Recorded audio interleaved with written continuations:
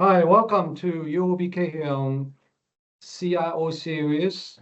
Today we're going to talk about the two competing forces of macro risk and continuing strong AI fundamentals on the US market. My name is Wang, Chief Investment Officer for uh, Wealth Management. And then we're very fortunate to have Nasdaq with us.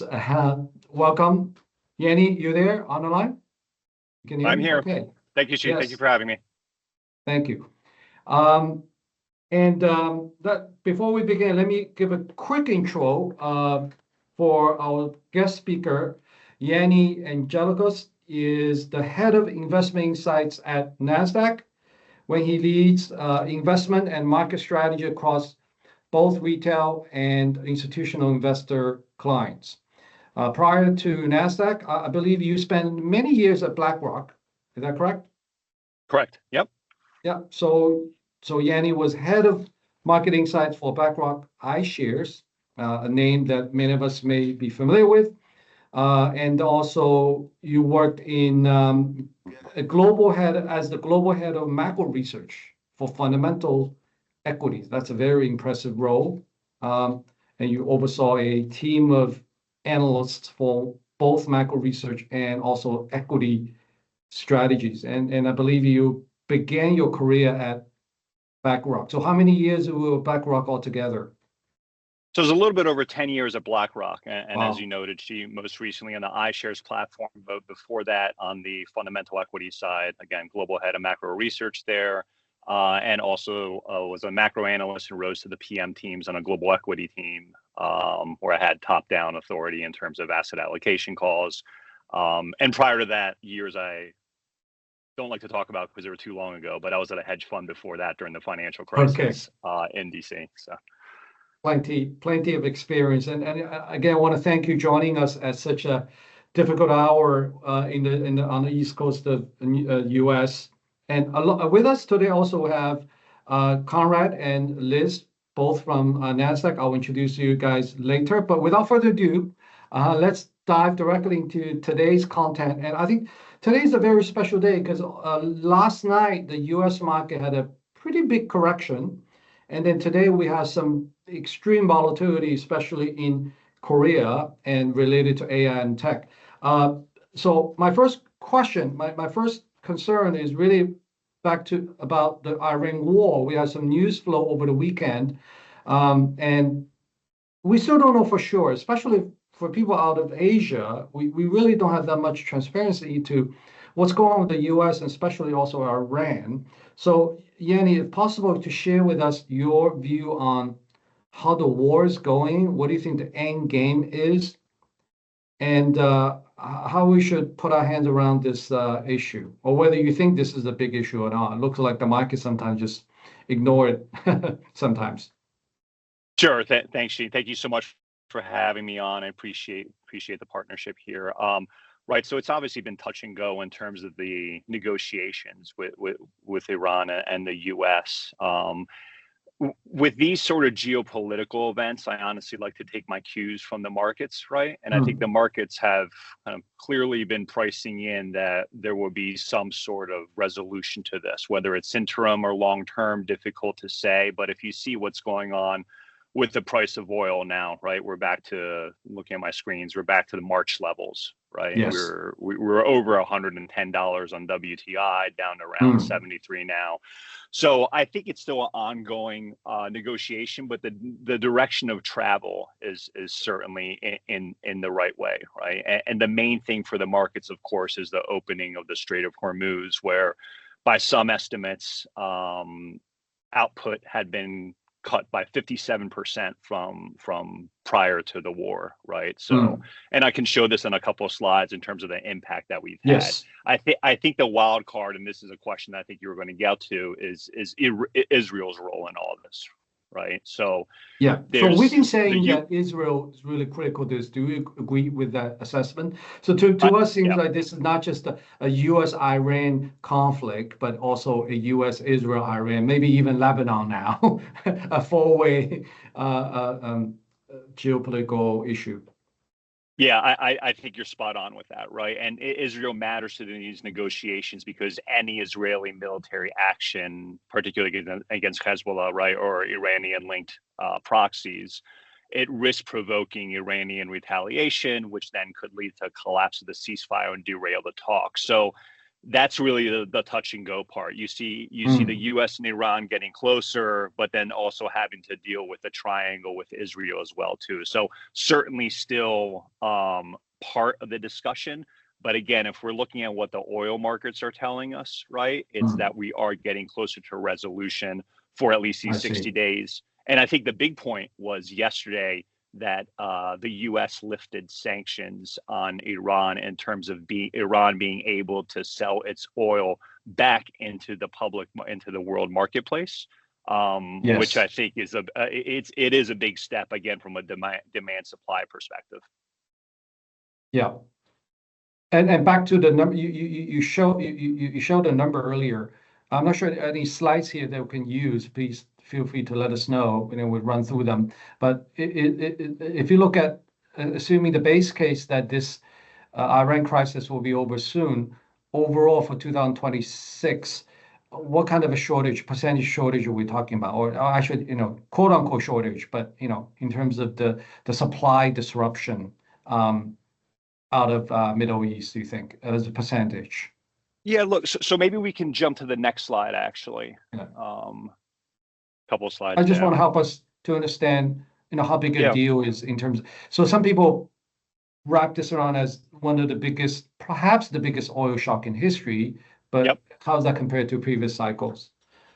Yeah, so on the left-hand side here, right, if we're looking at current day, in terms of percent of overall global supply, according to the IEA, it is the largest oil supply shock in history, right? So it is extremely notable, right?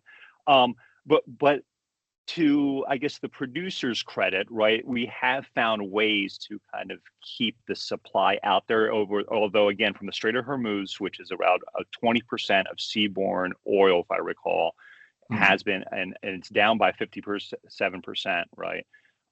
We have seen supply come out through pipelines across Saudi Arabia, right? We also have seen, the U.S. is a net exporter, and I'll show this in a couple of slides in terms of how that has buffered the U.S. from a GDP perspective, from an economic growth perspective. It hasn't had the same shock it's had historically. So by some estimates, right, let's say Strait of Hormuz opens up, right, we're back to kind of pre-war levels. It'll take a few months by in terms of oil to get back online, right? So we should find that equilibrium. The issue is, though, not just from supply perspective, from a demand perspective, right? You've seen a large drawdown in inventories, particularly from China, which had been stockpiling, right? As you probably know better than I do over in that part of the world. So, and I think that's being reflected in the price of oil as well too. One more thing, if I may, from it's not just oil, but from an energy perspective overall, right? There's LNG, right? And around 17% of seaborne LNG, liquefied natural gas, comes from the Middle East, right? And there's been extensive damage to infrastructure there, which will not be turned back on overnight, right? There are places, I think, in Qatar, UAE, right, where this will take years to repair itself. And who's that going to hurt the most from an inflationary perspective is Europe, because that's where they get a lot of their energy from. So just as a backdrop, if that's helpful. And that's what happened in 2022, or 2020, with the Russia and Ukraine, not the Russia-Ukraine, is a bigger impact on natural gas. That's interesting. This is the first time we actually know about the NLG issue. And obviously, there's also a supply chain issue because oil and natural gas goes to a lot of different other products, not just fuel. But we can leave that that naturally leads us to the next topic. I guess it's on macro data. We are here. I mean, we have Asian friends going to the U.S. and come back and complain how expensive things are now in North America. So you're the first hand. You're living there yourself. is it true that the price is just out of control? Maybe it's not, maybe it's worse than the CPI, the headline CPI of 3.8%. How bad the Yeah. inflation is getting in the U.S.? Do you see that as a risk?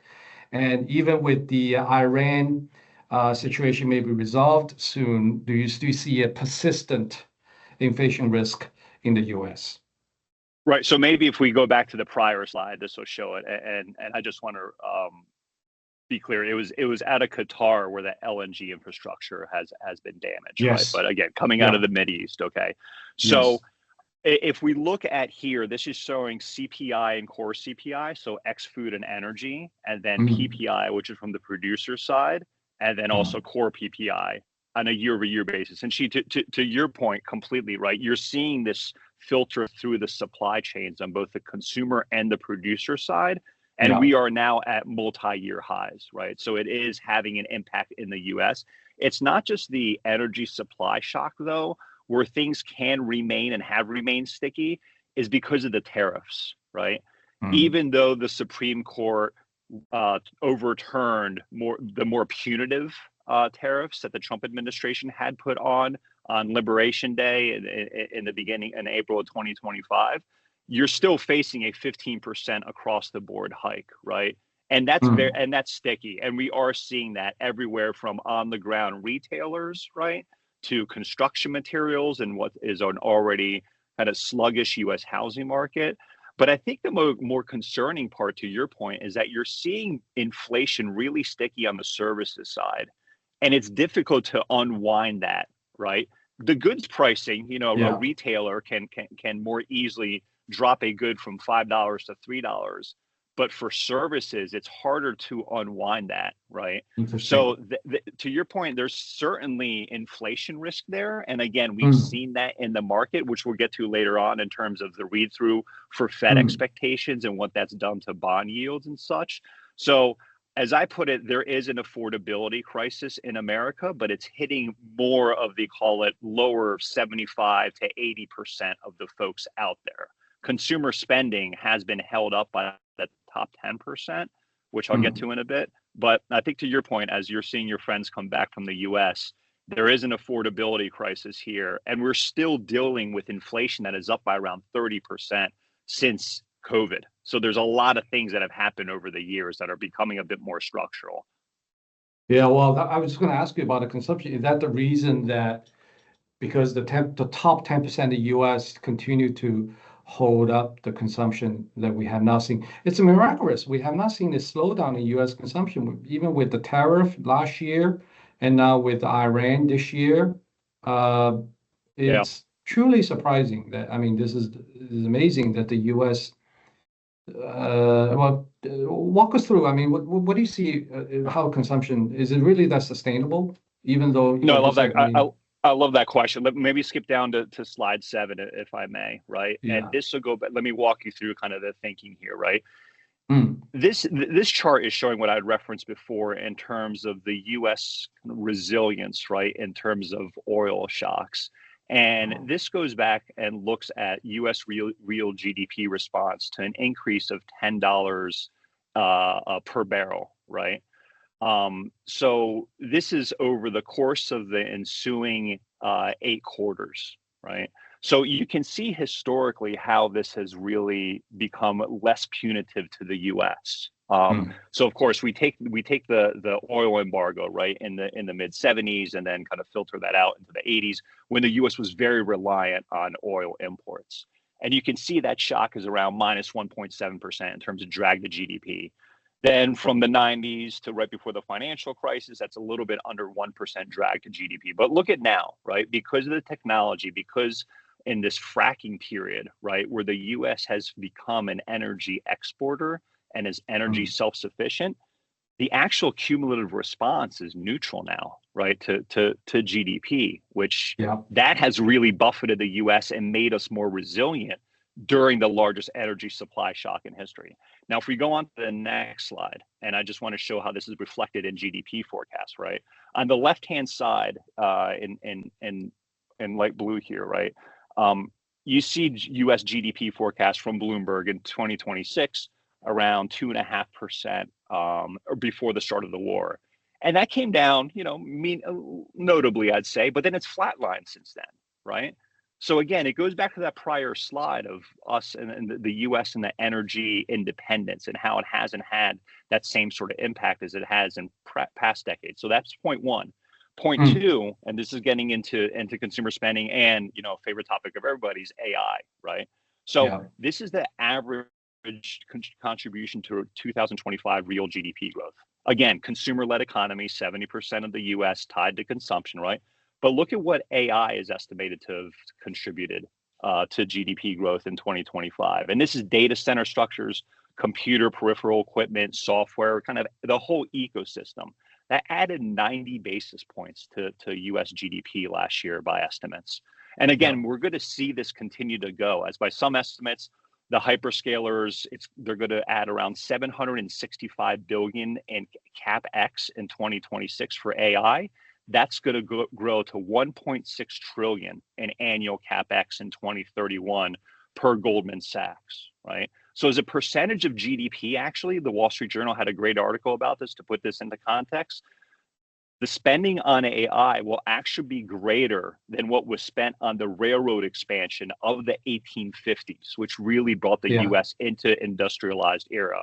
And it's only second and all time in terms of the percentage of GDP to the Louisiana Purchase in the early 1800s, right? I'm going way back, obviously, but I think historical context is important. That's important. So, so just to show the impact on that. And then we can clearly get into, maybe if we jump down to slide 11 real quick, just on your consumption front, I think it's an important one to highlight. Right, on the right-hand side, so this is retail sales, the core retail sales on a 3-month over 3-month annualized basis. So a little bit of a wonky, right, type of series here, but to show you what it has done on this basis. And to your point, it's really held up. Because at the end of the day, it's a top 10% who account for 50% of spending in the US. And the top 10% also account for 87% of stock market wealth. So when you're at all-time highs, it's this upper echelon, which continues to drive consumption.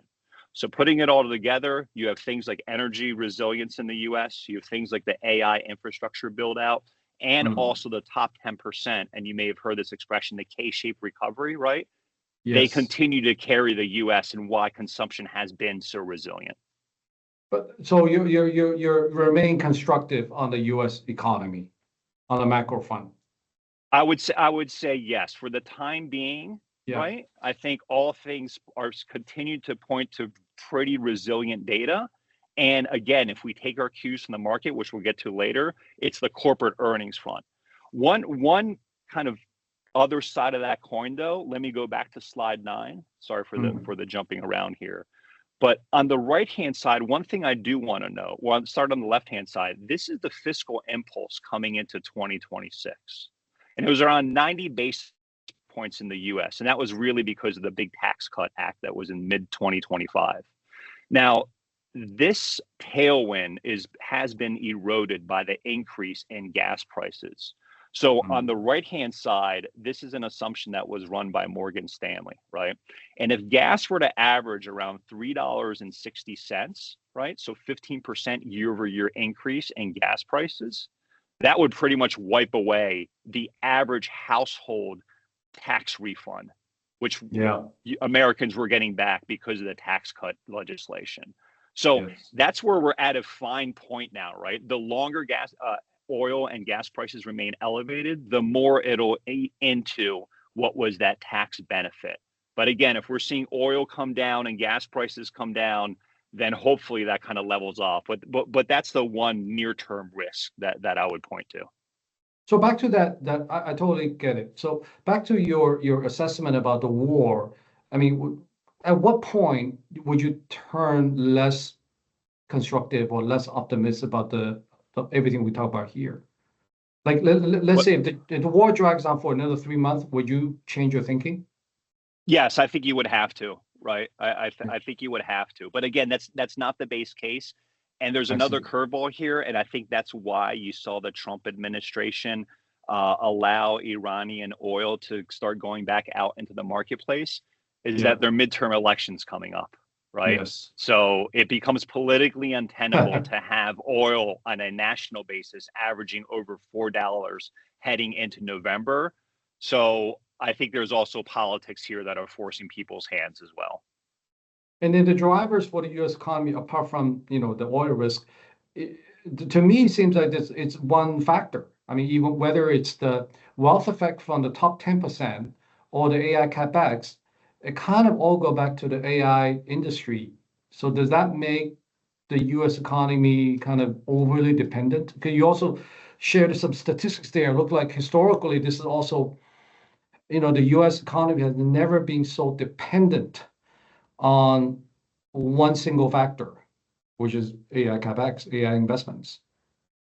Are Yeah, you it's concerned interesting. about that concentration risk?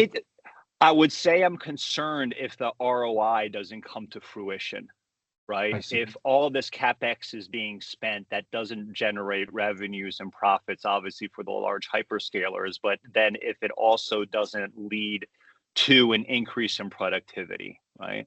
Yeah. I think it's very early in the game to be, and as you and I kind of talked about offline, I think it's very early in the game to try to be able to quantify this right now.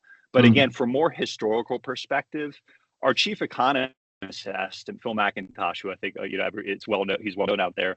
He estimates that if there's a 10% productivity increase from AI, that's around $3 trillion on a, call it roughly $30 trillion nominal GDP economy, right? So that could be meaningful. And 10% is similar to what we saw in terms of the internet boom, right? Late 90s, early 2000s in terms of productivity. So, the optimism certainly is there. That is a risk if it doesn't deliver. But we are seeing massive amounts of capex coming from these hyperscalers with the intent that there will be a significant ROI here. So I think we have to wait and see. It's too early to tell. For the time being, still remain constructive. Yeah, and at the time being, the data out of the U.S. been good. So I think the market, the investors do have reason to be optimistic. But let me throw in a topic that we may not be so optimistic or may not be so certain, which is now you have a new Fed chair. What's your view on, let's break this down into both the short-term policy. When I say short-term, let's say within this year. So the consensus looks like the rate hike is inevitable between September and December. And some people say next year. Okay, even if next year, that's less than a month away. And then that's the relatively short-term picture. And then longer term, will there be any risk or uncertainty or confusion around what Kevin Walsh wants to do with the Fed? It looks like he has some ambition to change the Fed for the longer term, not just whether it's a hawkish or dovish type of standpoint. What's your take on that? Any risk from that kind of a structural change happening within the Fed, possibly? Sure. So a massive topic of conversation, obviously, in the U.S. markets. Indeed. Yeah, to say the least, after last week's meeting, which I'll get to in a minute. But let's jump down to slide 28, if I may, please. Again, just to kind of set the table here, right? And she, to your point, spot on again in terms of what market expectations are. So on the right-hand side, this is showing the number of 25 basis point Fed rate hikes or cuts, which are priced in by the December 2026 meeting. So for context, the black line is right before February 27th, the day before the Iran war started. And the markets are pricing in over two full rate cuts, right? This is obviously completely reversed now. And the most recent one, well, as of the time I put together this deck, was at the Fed meeting on the 17th of June, right? So last Wednesday. We are now pricing in, call it 1 to 1.5 rate hikes, right? Yes. And this is really because of, one, the inflationary concerns, which we already talked about previously, and two, what has been a strong and resilient U.S. economy, right?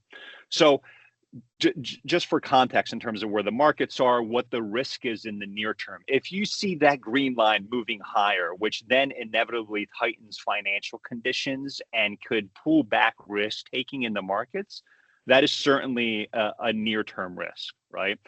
To balance that, if we look on the left-hand side, we talk about the government numbers in terms of inflation. Let's look at what the markets are telling us again. These are 1 to 5 year break even rates, right? So basically inflation expectations for 1, 2, and 5 year periods. And you can see how these have come down meaningfully, right? I think 2 and 5 years are kind of back to December levels now. So because of this drop in oil, the markets are saying we're not seeing inflation as it was a few months ago, but we are still seeing it sticky, right? So that's the risk. In terms of war specifically, right? Last week, it was certainly a hawkish meeting, right? His inaugural meeting. You had 9 out of 18 FOMC Fed members pencil in a Fed rate hike by the end of the year. Warsh did not include a forecast, right? And I think that's telegraphing to the markets that he's not believing or not wanting to carry on with this forward guidance that we have seen since the post Greenspan years, right? Starting with Bernanke, Yellen, Powell, where everything was telegraphed, right? There were press conferences, there were summary of economic projections. So it's not just a personnel change, right? It genuinely represents a shift in philosophy at the Fed. So you're seeing this combination of a hawkish stance, reduced communication transparency.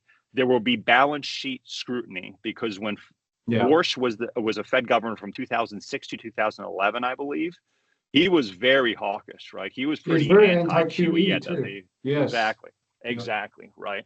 So there could also be a potential for framework change, looking at inflation measures, right? Looking at the symmetry of the rate path. So I think at a minimum, this creates a wider distribution of outcomes that the market will have to become accustomed to, right? So there will likely be more volatility in the very near term as the markets kind of feel out Warsh and the committee going forward. So for the time being, we've tilted from a more dovish Fed to certainly more hawkish. We will have to see how inflation holds up. We will have to see how the data holds up. And the Iran ceasefire is the single largest near-term variable that could likely alter the trajectory of the Fed, right? So to your point, that is a risk.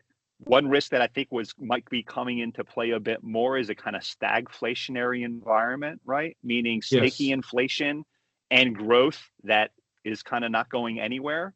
So I think that's something else the Fed will have to contend with. Again, making the Iran war even more critical. That's the very first thing we mentioned when we started this call. Obviously, if the war drags on, would not be good news. But look like, just to summarize what we talked about so far, the macro data out of the U.S. do seem okay, but look like this new Fed, we call the Fed wild card as one of the top predictions in 2026. This Fed wild card turned out to be a bigger risk. And even though Kevin Warsh may mean something good, they want to make good changes and good reforms, but there might be a risk that the market misread him or not accustomed to the new way of doing things. So how long do you think that will last, this period of adjustment?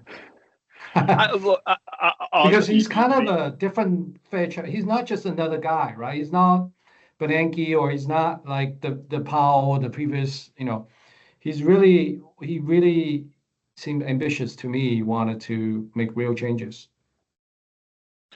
Yeah, it's a very good question. I think it's very difficult to put a timeline around it. I would say we need a few meetings, right? The markets need to digest a few meetings, right? It's kind of like going on a first date, or second date or third date. You're trying to figure the other person out a little bit, right? So I think that's what we have to become accustomed to. So I think it'll take a few meetings, right, in order for the markets to get used to this. I just think it introduces another level of near-term volatility, right? Yes. But these are, and I think we're getting there, right? These are kind of the macro headwinds, right?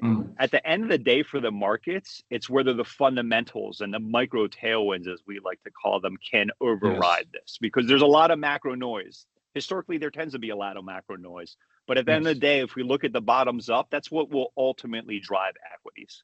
Well, let's go right into it. So we talk about macro, talk about the Fed as a potential risk. The stock market, And I get asked this a lot. I know you don't like these questions, and you probably cannot answer this question from a compliance standpoint, is about the year-end targets for S&P 500. The reason I don't like year-end targets is because it's just the one price at one point in time. It may not mean anything, but I think our clients will be interested in knowing your view, maybe not a specific target, but in terms of market direction by the end of this year. Do you expect S&P to make new highs, or are you bullish? Are you bearish? Are you cautious? Are you cautious about optimistic? Or what level of optimism you have with the U.S. market? Yeah, I would say based upon the macro data that continues to be in hand, right? With the assumption that the markets are telling us that there will be a resolution sooner than later to the Iran war, based upon the incoming earnings data, which I'll get to, I still remain constructive for the second half of the year. And now we have to start talking about 2027, right? Going into early next year. Yeah. Just think we're going to get into a period of volatility here, because also during the summer months, right? Lighter volume, less traders at the desk. You tend to have more volatile months to begin with. So I'm still constructive based upon what corporate America is showing us, right? And again, I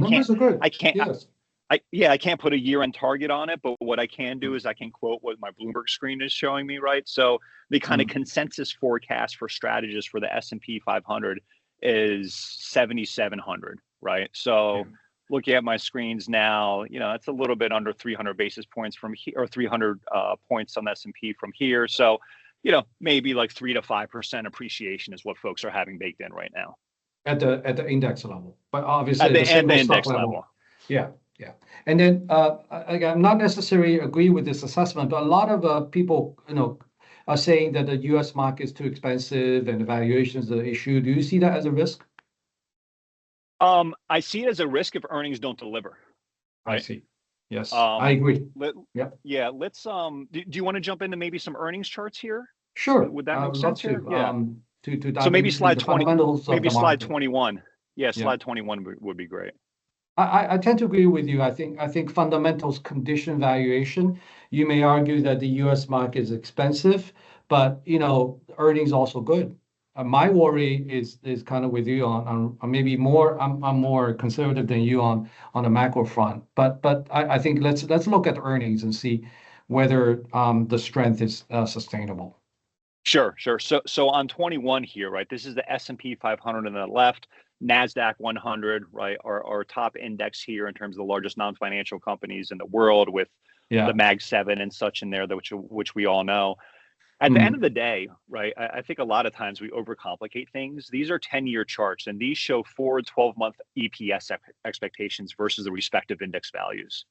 So at the end of the day, if you have earnings projected to move higher, U.S. equities move higher as well too, which is completely intuitive and makes sense, right? So just to kind of lay the framework here, if we go to slide 22 in terms of the earnings backdrop, right? Yeah. Here we see the Nasdaq 100 on the left, and what I've done is I take 2026 going back to 2023 EPS year-over-year estimates, right? And look at this at various monthly intervals up until kind of where we are now in June. And you can look at this on a chart going back, 10, 15 years as well, too. We usually start up and to the left and kind of drift lower, right? And it's the same thing with consensus GDP numbers. People come in optimistic to start the year, and then they start to fade. But look what's happened here in the light blue line for 2026, right? Yeah. We see this massive step up going on throughout the year. So it's really about the durability of earnings growth in the U.S., which has continued to underpin the markets, right? Yes. And on the right-hand side, the epicenter, if you will, in terms of the rally that we've had, particularly since April, is the Philly Semiconductor Index, right? So the largest semis in the U.S. This is estimated EPS growth rates for 2026. And again, another large uptake here as well. Now, the risk to this is these are some pretty lofty numbers.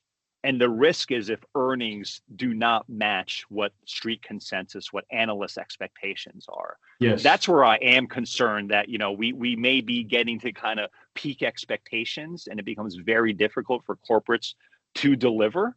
So I think Do that's you see that as a where risk? I would be nervous. With these types of numbers, you have to think it is a risk, right? I don't know if it's a left tail risk completely, but it's a non-zero risk, right?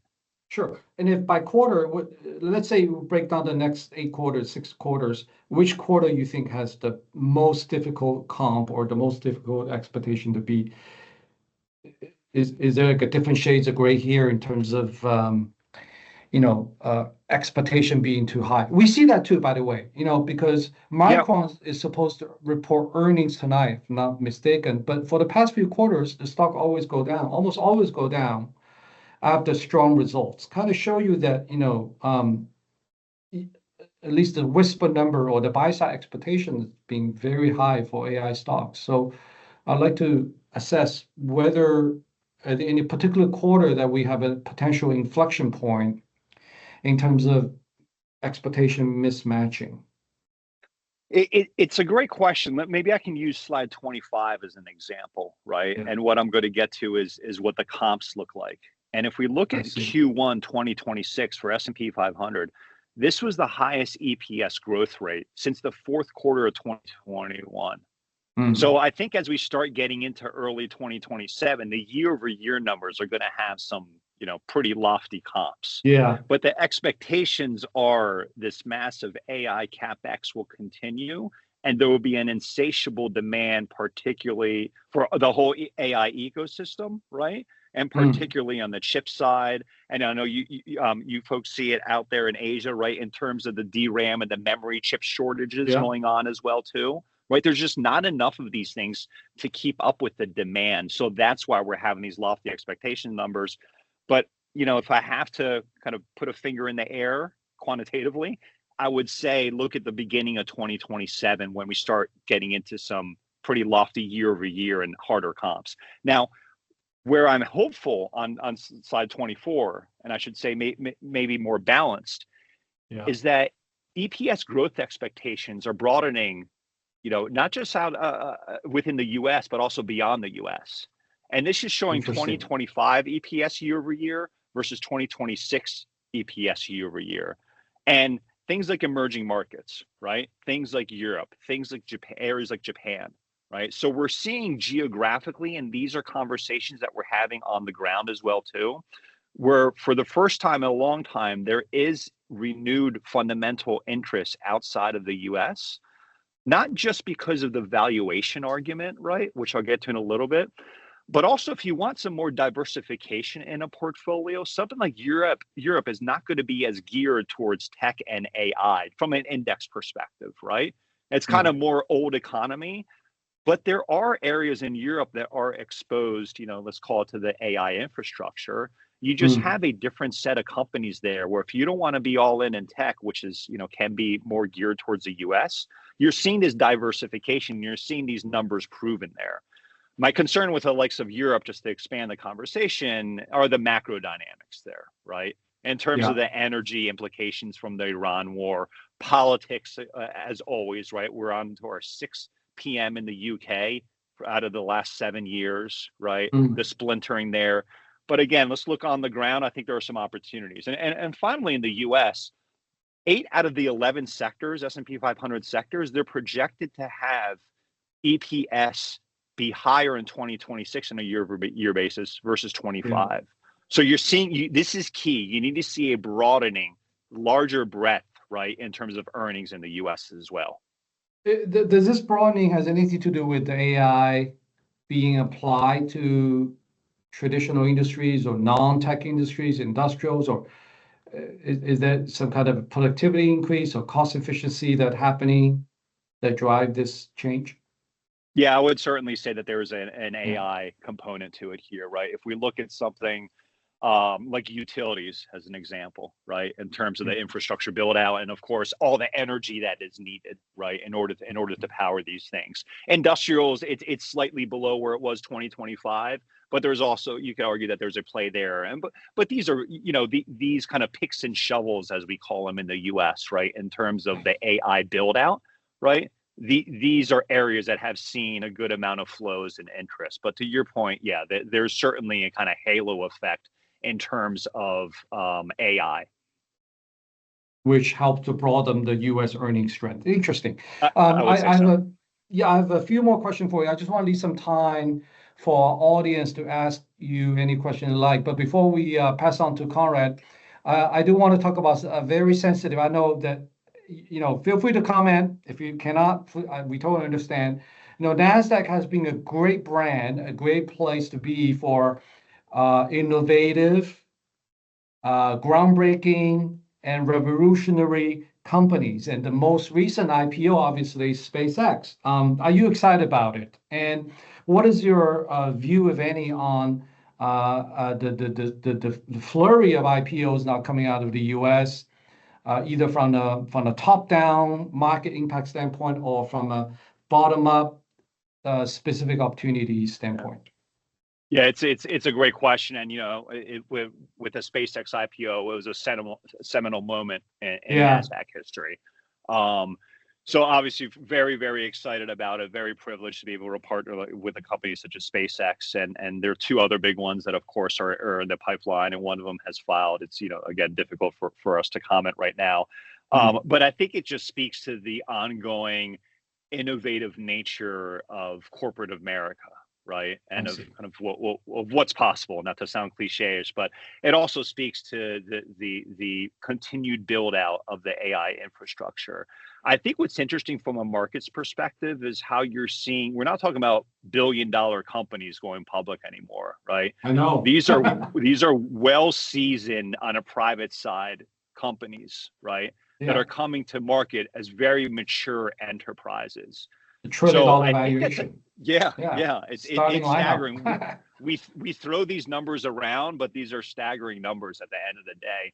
But again, from on the ground, from a fundamental perspective, I think what is more interesting is that you are having companies be patient in the private sectors, right? Wanting to grow and wanting to hit the market, as very mature enterprises. And that's a trend I think we're going to continue to see in the US. And that's why the private market angle still remains interesting, right? As a kind of diversifier from the public markets as well, too. You just have to be selective at the end of the day. But again, I think it speaks to the strength of corporate America at the end of the day.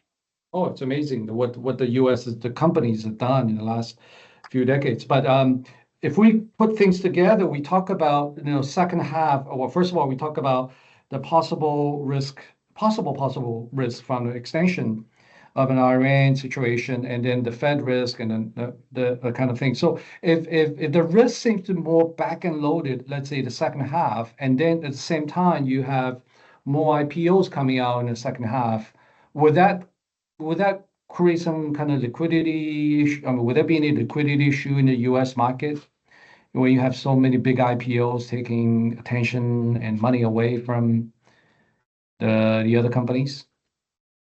Yeah, look, you are. I think this is more kind of on a day-to-day, week-to-week in terms of the movements in the markets, right? For example, leading up to the SpaceX IPO, according to Bank of America Securities Research, right, they showed that there was the largest outflows from the S&P 500 tech sector as a percentage of market cap since 2014.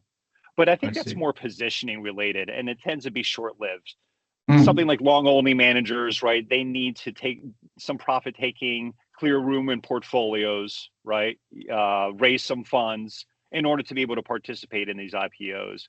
But again, for me, it goes back to the fundamentals. And if you look at the earnings growth, right, and if you look at these earnings expectations, which are lofty, and if you look at the possibility of the increase in productivity from the likes of AI, it continues to, I think it behooves us to be constructive.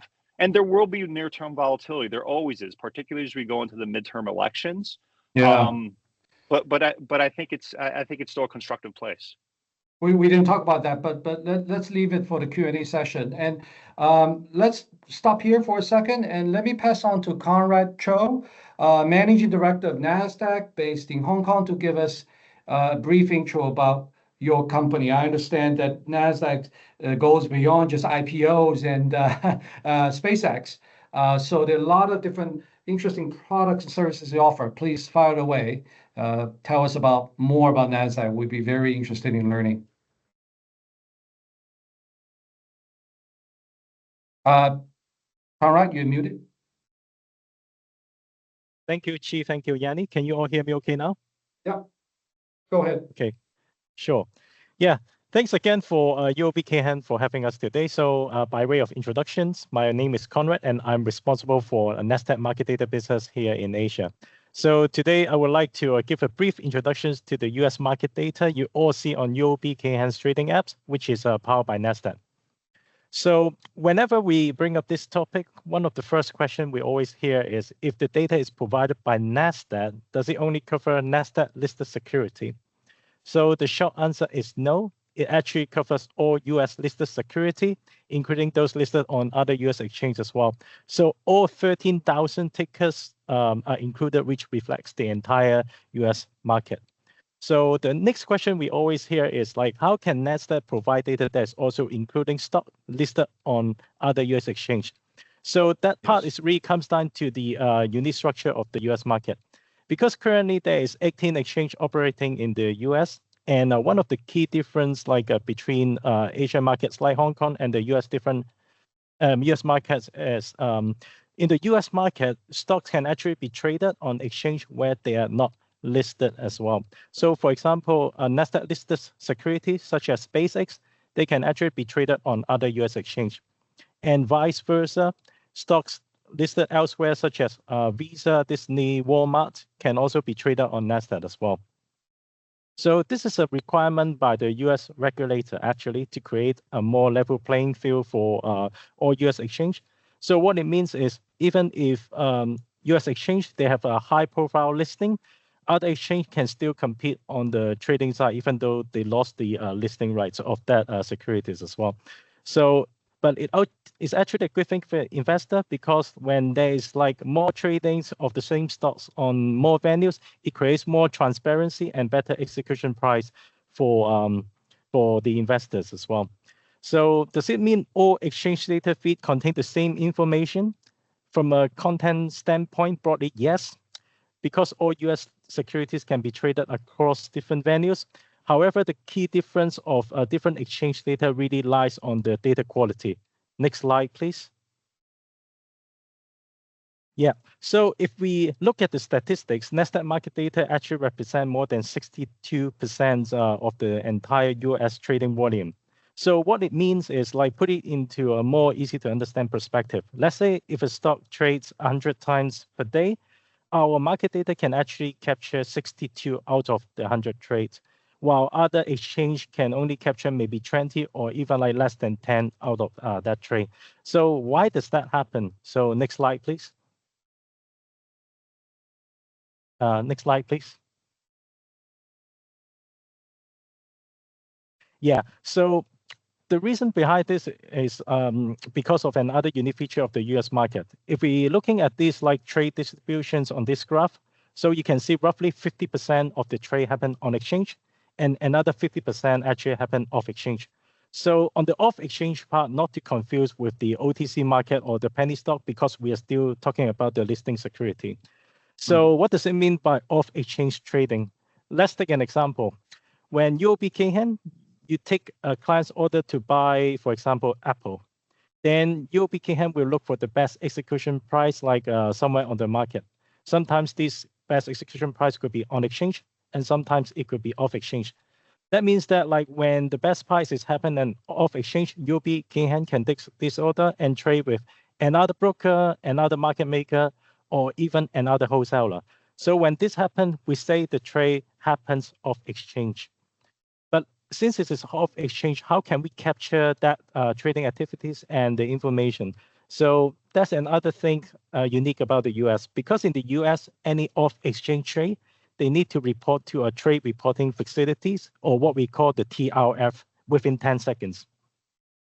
And Nasdaq, we actually operate more than 2 of the major TRFs, which together, it captures more than 98% of the entire off-exchange trading activities. So this means that like even though the data you see on UOBKN is only provided by Nasdaq, but it actually like show a more holistic view of what happened on exchange and off exchange as well. So why is it important to have the visibilities on the off exchange? It's because like from our study, we know that like a lot of retail investors tend to invest heavily into the large cap stock like Apple, Tesla, Nvidia, as well as the micro cap stocks as well. And a significant portions of these stocks actually happens on the TRF rather happenings on exchange. So if you're only looking at the on exchange data, you may not like fully like see what is reflecting the real price that the stock you should be like trading these stocks, the actual price, the reality. So also when we move towards 23 hours trading for the US market, we do expect even more activities will be happening in the TRF. This is mainly driven by more retail participations. A big chunk of them is coming from Asia as well. And that will make the TRF data even more and more important in the futures as well. So again, this is why the market data you see on the UOBKN trading apps provide a more like complete and holistic views of the US market. So to wrap up, like we are not just trying to provide market data here, but to provide a more complete and reliable view of the US market to help investors to trade with greater transparency and to make better executions as well. So that's all from me today. Thank you. And I will pass it back to Chi to wrap up. Thank you, Conrad. I know the time is limited, so you just give us a great overview of your data service. I just want to reiterate that data, especially in today's AI age, is especially important. I know that you guys also offer many other services such as indexing. You showed something on Nasdaq 100 earlier. That's one of our favorite products. And then also on analytics. So anyone who's interested in learning more about Nasdaq and its services, please visit the website, or is there a contact information here you can share with us maybe later?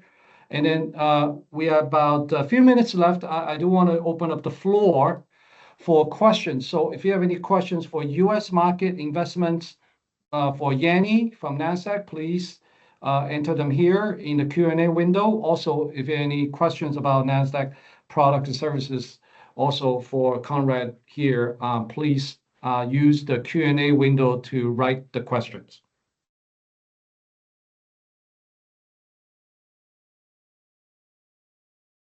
We have not seen any question, but while we queuing for the question, I think Yanni, one particular topic I'm interested in, I was worried about running out of time, was on the midterm election. And one thing we also didn't talk too much about is the 10-year yield. Is it possible we kind of give us some overview of both topics? I think both are very critical to the US market as well. Yeah, agreed. So maybe if we can put the charts back up, slide 18, and I can talk to it. So if I'm just looking at the kind of, let's use the betting markets for what they're worth in terms of real time. It's around a 60% probability that the Republicans would keep the Senate and around 80% that the Democrats will take the House, right? And again, as a reminder, right now, the Republicans control the executive and both chambers of the House. So this chart here is going back to 1970, and 0 is when the midterm elections happen, right? And so since 1970, after the midterm elections, you've had the S&P 500 increase on average by 14%, right? And the darker green line is when whichever ruling party is in there, when they've kept control, up by 16%. Our current scenario would be the quote unquote lost control, which is the lighter green. And still call it 6 months after the midterm election, you're still up around 10%. So it's below the historical average of 14%, but in the long run, or call it in the medium term of 6 months after the fact, US equities are still higher. So you have some chop leading into the midterm elections, but it's a more of a kind of sell the rumor, buy the news type of thing, right? Yeah. It's kind of consistent with what we just talked about earlier, right? We may have some period of volatility between now and the end of the year. So midterm election, just for context, is what, November this year? Yeah, early November, yes. So from now to early November, there may be some, but after that, so does that have any implications to when we think about the 10-year yield? I tend to think about the U.S. debt burden, the fiscal deficit, the budget, and all the stuff that I don't think it's going that well. I mean, people just kind of have too much attention on other things like AI and Iran. So can you walk us through what's going on there, and do you expect the yield to go higher, or what are the factors driving the 10-year yield now? The key factors. So if we look at slide 30, just for a historical context in terms of, we have the federal deficit on the left-hand side, so the difference between spending and revenues, right? With the majority of revenues coming in from taxes, of course, right, from individuals. Yeah. But what's of concern really is the interest that's being spent, right? The interest expense ratios. And if you look at federal spending in the fiscal year of 2025, number one was Social Security, number two was Medicare, number three was just the interest that the U.S. government spends in terms of financing its debt. Yeah. So as you have yields remain higher, that becomes more expensive for the U.S. to finance its debt. But to be honest with you, this continues to be a structural issue with the U.S. It has certainly caused for yields, I think, to remain stickier. But when you factor in inflation conditions, when you factor in what has been resilient growth and these dynamics, this kind of 4.5%-ish range kind of feels okay for right now. Like, it's hard to make a call, right? But if we're 4.5%, if we have inflation moving lower, I think that makes sense. But because of these structural dynamics, I think they continue to underpin U.S. 10-year yields, right? Yes. So it can make interest. You can make interest an interesting dynamic, and income from a financial markets perspective. But I think it keeps yields higher. Okay, we do have a question incoming about whether you think with the correction we had recently, that the beginning of a longer term correction, or end of a tech bubble burst, or do you think this is a healthy correction? Yeah, I think you kind of answered that question already with your data analysis, but go ahead. Sure. Yeah, quickly on it. I think you know how I'm going to take this, but with the correction that we saw beginning in June, hard to triangulate these things, but I'd call it one, it was more driven by resetting of Fed rate hike expectations after a stronger non-farm payrolls on June 5th, and then the ensuing still sticky data. And I also think it was more from a technical perspective in terms of portfolio positioning, with some clearing of positioning, raising the cash, as I mentioned about the SpaceX IPO. Again, I look back and look at the fundamentals, and for the time being, the fundamentals still keep me constructive. Yeah. And at least from a macro data, consumer spending, you're not seeing a slowdown. You're not seeing a slowdown in AI capex, right? There's no change. No.